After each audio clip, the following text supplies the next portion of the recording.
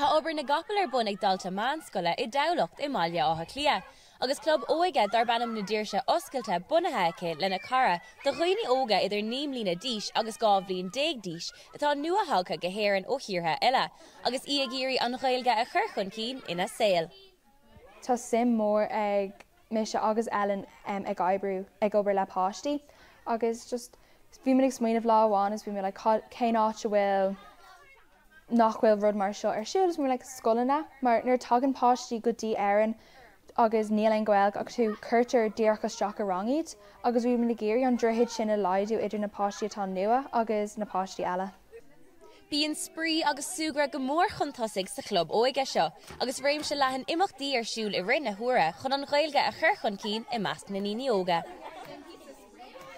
Déanamid réimse de cluichí, orintanta bíon muid a muith ag imirt sport ar an clós nó isteach ag déanamh alín mar rinne muid an seachtain seo nó just cluichí sprío, réimse de rudaí. Tá 8 mail 10 ag an glob faoi láthair agus margheall ar a rá go dtí seo tá níos mó ná 3 páistí ar an lista feitheamh. Tásúil ag saoirse go mónófar níos mó clubbanna dá lehéad an éireann amach anseo.